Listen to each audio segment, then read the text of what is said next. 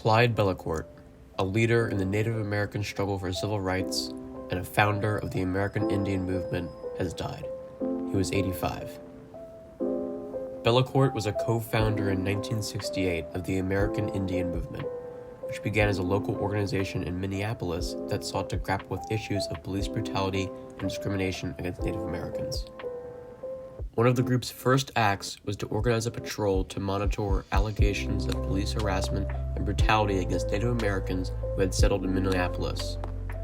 Members had cameras, asked police for badge numbers, and monitored radio scanner traffic for mention of anyone they might recognize as indigenous to ensure their rights weren't being violated.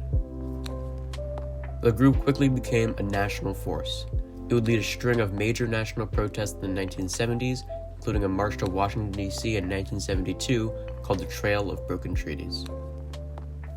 The group called out instances of cultural appropriation, provided job training, sought to improve housing and education for indigenous people, provided legal assistance, spotlighted environmental justice, and questioned government policies that were seen as anti-indigenous. Bellecourt was born and raised on the White Earth Indian Reservation. His Ojibwe name is Ni-Gon-We-We-Wedon, which means thunder before the storm. He was the only remaining living founder of the AIM movement.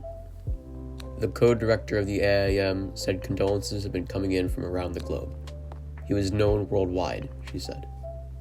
Sidney Poitier, the actor and activist who rose from a literate Bahamian street urchin to eloquent Hollywood trailblazer, crashing through racial barriers to become the first black actor to win a competitive Academy Award, died Thursday night at the age of 94 in Los Angeles.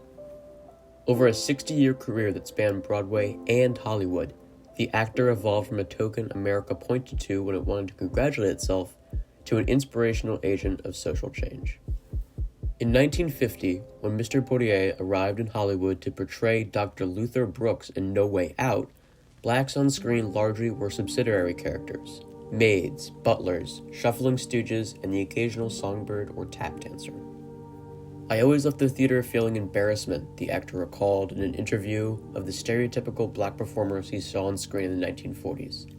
He wanted moviegoers who saw him to feel pride. He starred not only as physicians, but also, indelibly, as priests and policemen. A constant target of white bigotry and occasionally black contempt, Mr. Poitier shouldered clashing racial expectations with characteristic poise, suggesting his own interior conflict in an oceanic voice that crashed and swelled like waves. In life and on screen, when tensions heated up, Mr. Poitier kept cool. The late actor Ruby Dee, a friend and colleague from his earliest days as a stage actor, noted his extraordinary ability to control his emotional fires. Keeping that volatility in check exacted an emotional toll. Poitier was born in Miami on February 20th, 1927, the eighth and youngest child of Bahamian farmers who sold their harvest there. In 1943, much later in life, to get a roof over his head and 3 meals, he enlisted in the Army and was assigned to a veterans hospital. Sickened by the orderly's abuse of shell-shocked GIs, he threw a chair at an officer.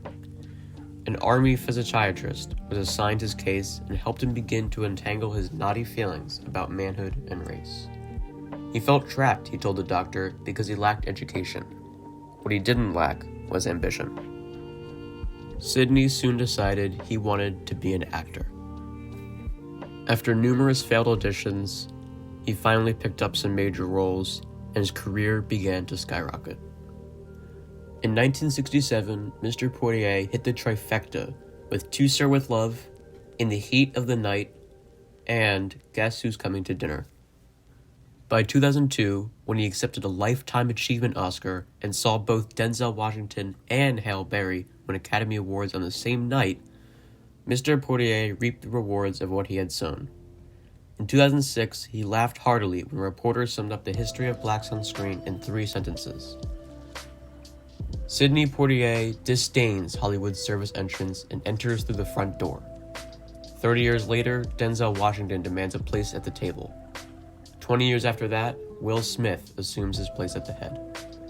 Not a bad epitaph, approved Mr. Poitier with a nod.